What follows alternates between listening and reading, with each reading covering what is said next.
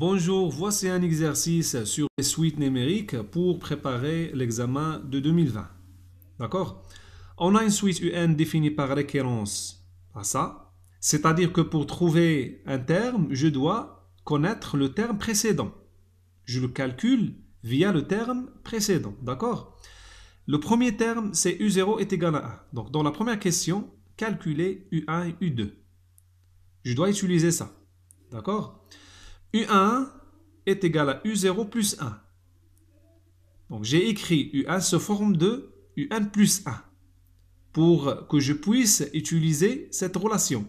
Donc, je peux écrire 1 sous forme de 0 plus 1. Donc, pour nous maintenant, N, c'est 0. Je remplace par 0 dans l'autre côté. D'accord? Ça va donner 2U0 plus 3 sur 2U0 plus 7. U0 pour nous, c'est 1 d'après les données. Je remplace par 1 ici, ça va donner 2 et ici c'est 2. Enfin, on obtient 5 sur 9.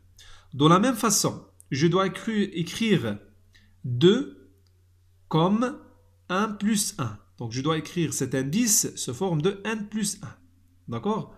Ça va donner 1 plus 1. Ce 1 pour nous c'est n. Je vais remplacer par 1 dans l'autre côté. Donc 2U1 plus 3 sur 2U1 plus 7. U1 d'après ça, c'est 5 sur 9. Je remplace ici. Je fais les calculs. J'obtiens 37 sur 63. Maintenant, la deuxième question, montrer par récurrence que UN est supérieur strictement à 1,5, quel que soit n de n. Quel que soit n en entier naturel. Alors, pour la récurrence, on a 3 étapes à faire. La première étape, l'initialisation. C'est-à-dire, je dois vérifier, est-ce que la propriété que j'ai, est-ce qu'il est vérifié pour le premier nombre dans l'ensemble de définition de la suite. Pour nous, le premier nombre qu'on a, c'est 0. D'accord? On va initialiser par le 0. Donc, U0, est-ce que U0 est supérieur strictement à 1,5? Oui, c'est vrai, puisque U0 est égal à 1 et 1 est supérieur strictement à 1,5. Donc, la propriété ou l'inégalité est vraie pour n est égal à 0. On passe à l'hérédité, la deuxième étape. Donc la deuxième étape, on suppose que la propriété ou l'inégalité est vraie pour n et on doit la montrer pour un plus 1. D'accord? Soit n de n, supposons que ça c'est vrai et montrons la propriété est vraie pour un plus 1. D'accord? Donc, on doit montrer ça. C'est-à-dire que je dois montrer que U1 plus 1 moins 1,5 est positive. Donc, j'ai fait ici une soustraction, la différence. J'ai calculé la différence. Donc, après la simplification, on a obtenu 2UN moins 1 sur 2UN plus 7. D'accord? Alors, je dois étudier le signe de ça. Je dois déterminer le signe de ça. On sait que UN est supérieur strictement à 1,5 d'après la supposition. On a supposé ça au début. D'accord? Or, on a UN est supérieur strictement à 1,5, c'est-à-dire que 2UN plus 7 est supérieur à 8 et ça est strictement positif. 2UN plus 1 est supérieur à 0. D'accord? C'est-à-dire que le quotient de ça va être positif strictement. D'accord? C'est-à-dire que UN plus 1 est supérieur strictement à 1,5. Puisque ça c'est positif, alors UN plus 1 est supérieur strictement à 1,5. D'accord? Finalement, d'après le principe de la récurrence, quel que soit n de n, UN est supérieur strictement à 1,5. Alors la question 3 petit a, montrons que quel que soit n en entier naturel, un plus 1 moins un est égal à ça.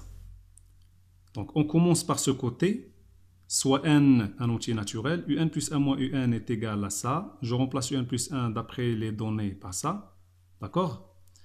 Je rends les dénominateurs communs. D'accord? 2un plus 3 fois 1. Le numérateur de ça, c'est 1. Ça va donner ça. Et moins un fois ça. D'accord? Enfin, j'ai un numérateur comme ça. Je dois vérifier l'égalité entre ce numérateur et celui-là.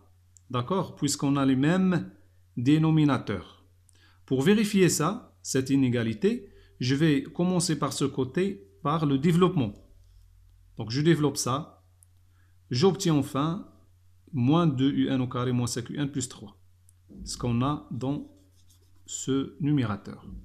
Alors, un plus 1 moins un est égal à ça. D'accord? Puisqu'on a les mêmes numérateurs.